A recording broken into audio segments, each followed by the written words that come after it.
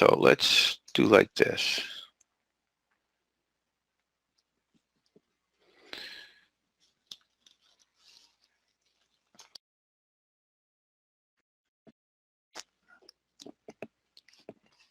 Let's build some things out real quick.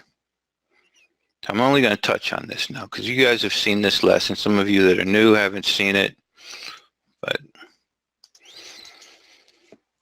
all right. So if I go like this,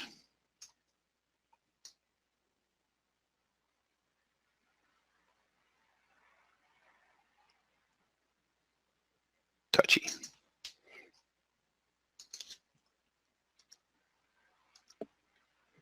Price comes back over here.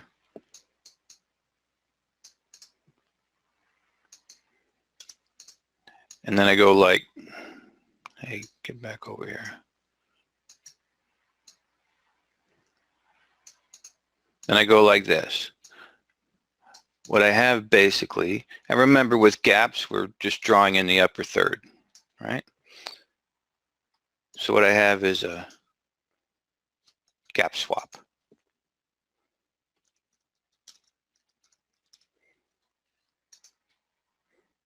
So we've all seen this. We've all done this work. We'll be doing it again.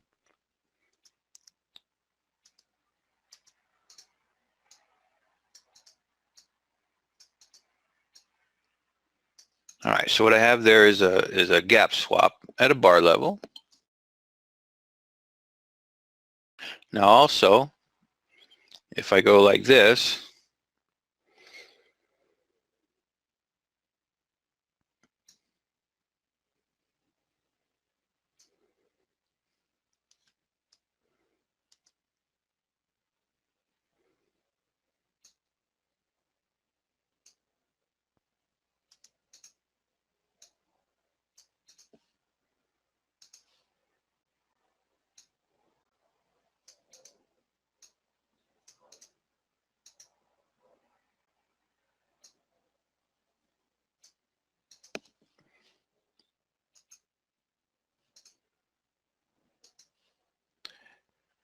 and we're going to say this is a tail, okay?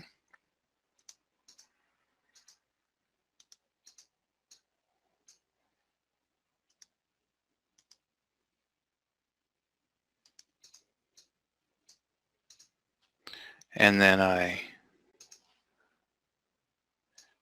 zoom it. And this is all not just price bar reading. This is, you know, sellers hit it, made a new low. Sellers tested it. Boom.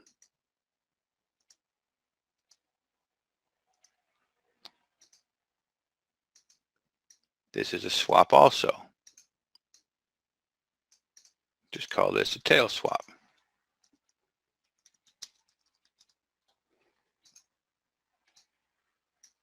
I'm highlighting the main ones, if you guys remember from our confirmation work, our price confirmation work.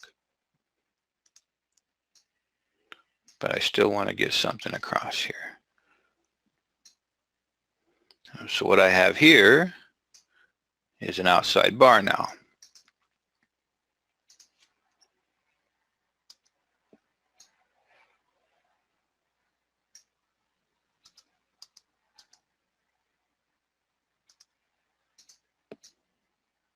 Yeah, review is good. See, I'm going to hit it from different angles. I'm glad you got the right spirit there, Edward. That's why you just always keep on learning. I keep on learning too. That's the secret. Never treat it as a review. Just treat it fresh. All right, so this also is a swap, and this is a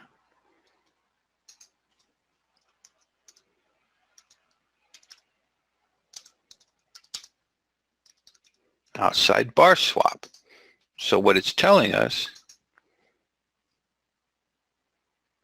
is that sellers reached up, went lower, came back, tested, and got whacked. All right, so what I'm looking for on this side is normally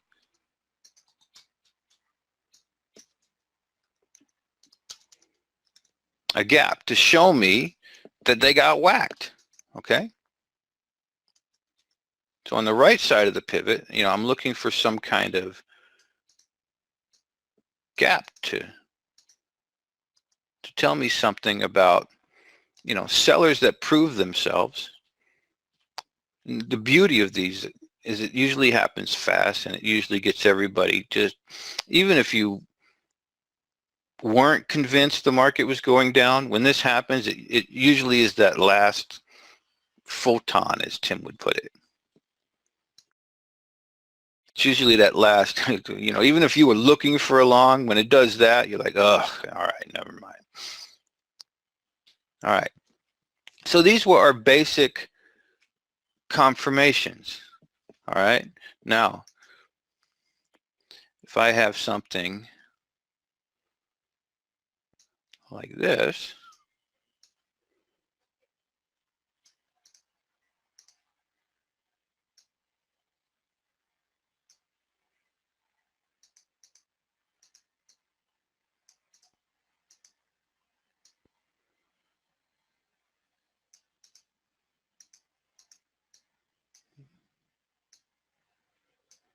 I'll make it pretty.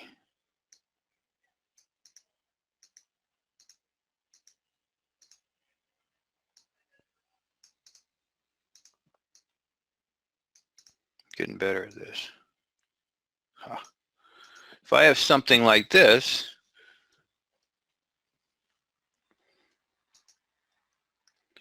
we can call this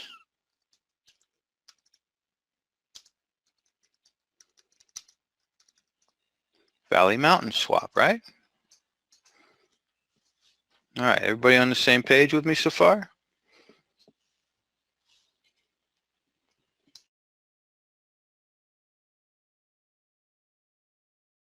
Yeah, okay. Now, one of the things I'm trying to get across here is that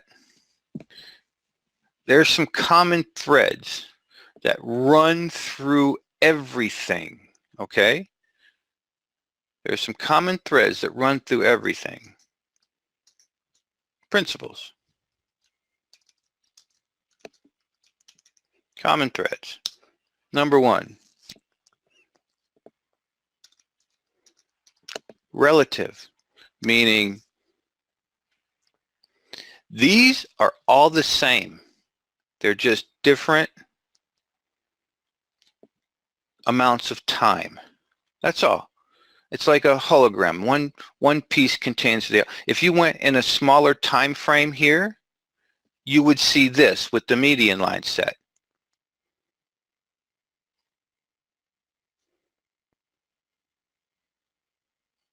If you went in a smaller time frame here, you would see this with a median line set. If you went in a smaller time frame here, you would see this also with the median line set. So one of the things we've done is, even at a bar level, swings are still swings. So even at a bar level, what we're saying is the top of this wide range bar, structure-wise, is a high on a relative scale. The top of this tail is a swing high on a relative scale. Top of this outside bar is a swing high on a relative scale.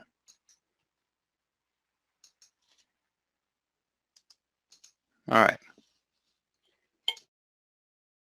So this swing is the same as this, is the same as this, is the same as this. Now also,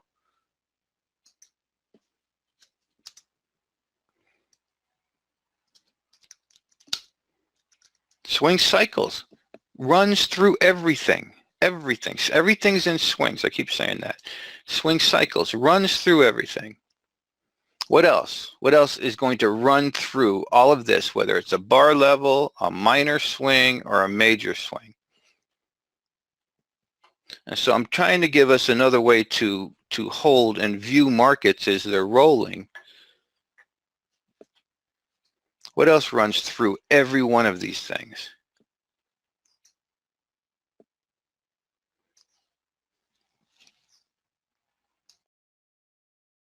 Nobody? Nobody? Nobody? Edward's going to be brave.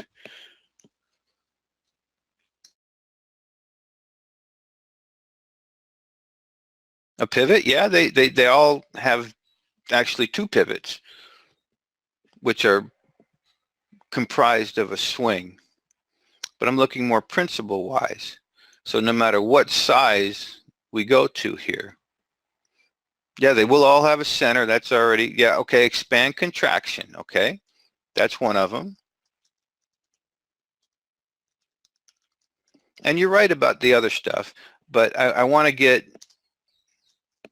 a nice big broad stroke, okay? And so the other thing that's going to run through all of these is what we've been talking about.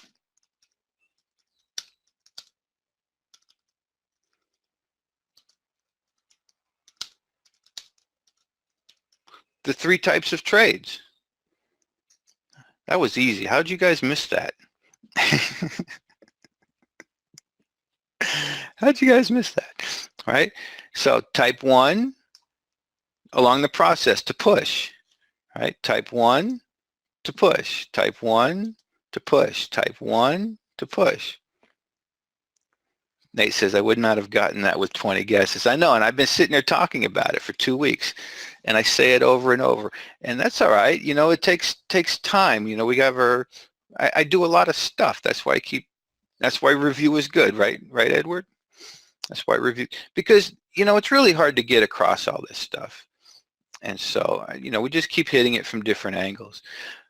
And even though, and the reason I set it up like this, even though I cover a lot of things, lines, structures, you know, we have to have some kind of ground to hang on to. There has to be some common principle that runs through every single thing we do. And so this is why I set it up like that. So no matter what we're looking at, no matter what it is, right, it's going to have this involved in some way. Relative, because, you know, this is this. And the more we understand that, the more we don't have to wait for this bar to exactly look like this bar and that bar to exactly look like that bar. And, you know, we're sitting here with an instruction book. Because, you know, if price were just running that cleanly all the time, it'd be easy.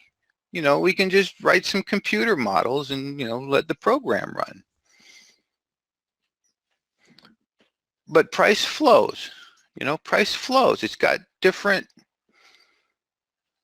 time things going on here. If it was just one bar we had to pay attention to,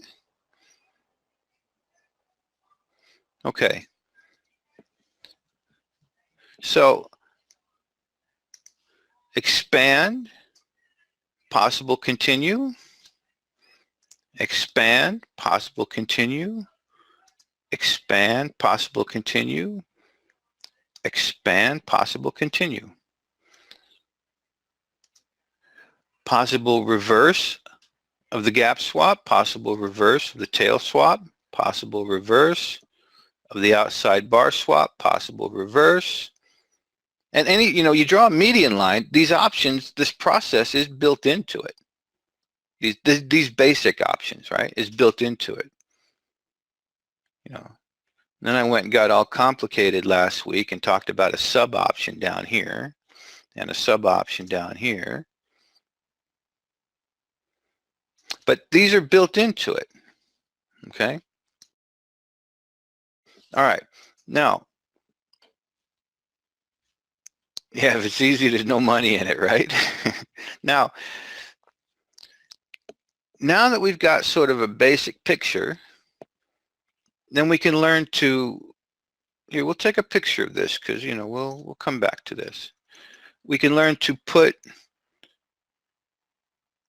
some of this in context to where, you know, it makes sense. Does anybody remember where I like to see one of these outside bars or tail swaps happen? Does anybody remember? Because we did a whole thing on that, and it was like,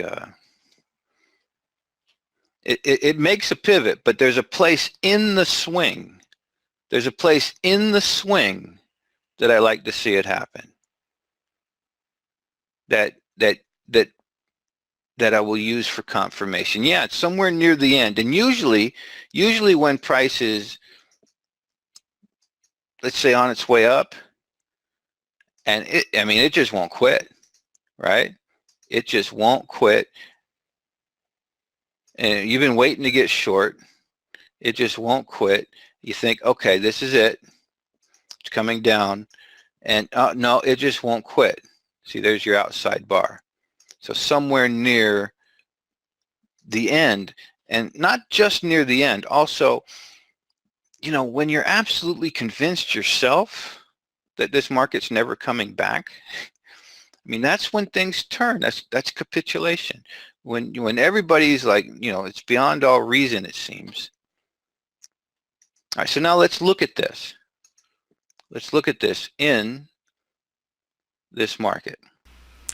All right, let's do a follow-up to that previous clip we took out of the live session in New Zealand. One of the main points I was trying to get across is the principles that run through everything. So in this follow-up, we'll follow up the New Zealand, and then we'll go find some actual examples of these so you can have them to look at. But just remember, I'm not building a setup or anything like that. It's not something to just memorize. When you understand the principles, you can create all you want. So for instance, what's going on with these things is that there's effort, for instance, to push it down. Then that effort gets reversed. And so that is solid information about buyers and sellers. And so this is the stuff a pivot's made of. And we can use this at a bar level for confirmation that a pivot's being made. So let's go take a look. Euro. And this is something maybe we'll do in another post. We'll talk about the minor and the major. Alright, so let's go see if we can see an example as a follow-up to what we were doing. I think we left the market somewhere around there. Now, if we took this swing to a median line on it, you notice now we're approaching the upper parallel. So this is where we would pay attention. So this was after the video was made.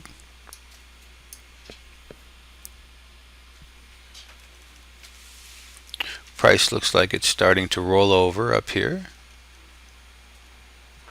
And there you have your outside bar, and then you want to see what happens afterwards. New high.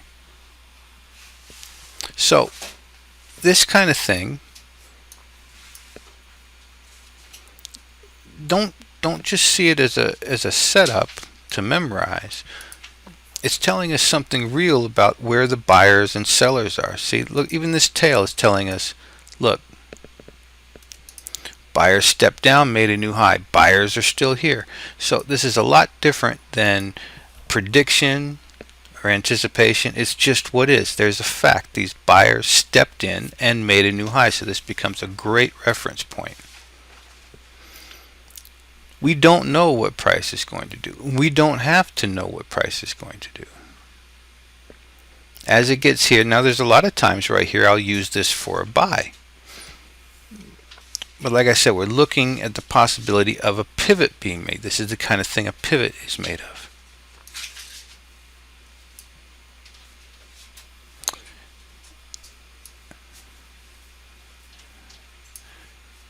Buyers give it up, gap through. Not the best gap in the world, but you get the idea. So this is what happened to that market after we left it climbing. You don't always get a retest like this, and it doesn't mean that price is going to zero. It was actually a very nice long trade as price did a pivot down in here. It's not a gap swap here, but it's a derivative. And again, we're looking at seller, seller, seller, sellers, effort, effort, effort, effort, pow, right? Effort reversed. All right, so that's how that market turned out. All right, so now let's go see if we can find some examples for you to look at of gap swap, tail, and outside bar.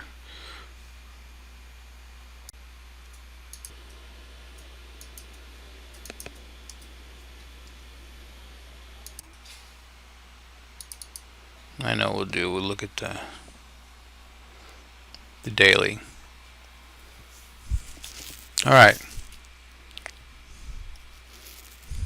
So notice as you get to the pivot here, here's an example of a tail, right? See, understand buyers and sellers here, right? They reach it down, but the buyers pick it up. Aha, fooled you, right? So this becomes a marker for us. Now there are times under a certain situation where I'm going to buy this, but either way I can watch it. I know they're buyers here, and then zoom. So as a quick shortcut to these things, you can look for the tail or gap or outside bar on the left, and then a gap on the right. Now I'm defining gap as a space between a wide range bar, bigger than the last three bars, and a space between the subsequent bar and the previous bar. See, there's a gap in here. So a tail or outside bar on the left, gap on the right. So this tells me they wiped those guys out. Now it doesn't always come back to retest, but it gives me some information about what a pivot's made of. I think there's a few more good examples in here. So let's look at two pivots. We have one swing here. Now notice the outside bar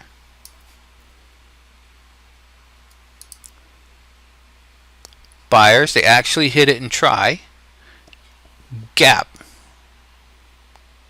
Quick retest. Same thing down here, except it's not an outside bar. This is the gap example. Price comes down. See the gap? This is effort. This is showing us sellers hit it, made new lows. Sellers hit it again. These sellers just got whomped. See that? And so this would be a gap swap, an outside bar swap. And one of the things, structure-wise, the principles run through this. See that this is a swing, is what it is. It's a swing. It's an isolated swing all by itself. It's a new high, and then a higher low. And we can even draw a median line set on this. And you'll see it'll show us. Alright, so those are some examples. Again, the main point was the principles that run through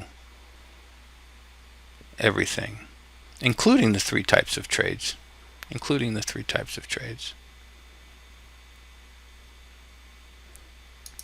So for instance, when these buyers take it up, this would be a type 1. Go look at the last blog. To push it, this would be a type 2. To buy the expansion and then continue, and then this would be a type 3, a reverse.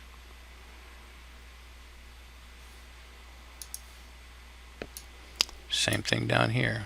And again, refer to the previous blog. See, if I wanted to keep pushing the lower highs down, that'd be a type 1. If I wanted to sell this,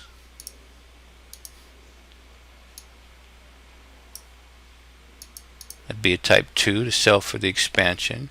Or if I wanted to buy this, swap. So this little example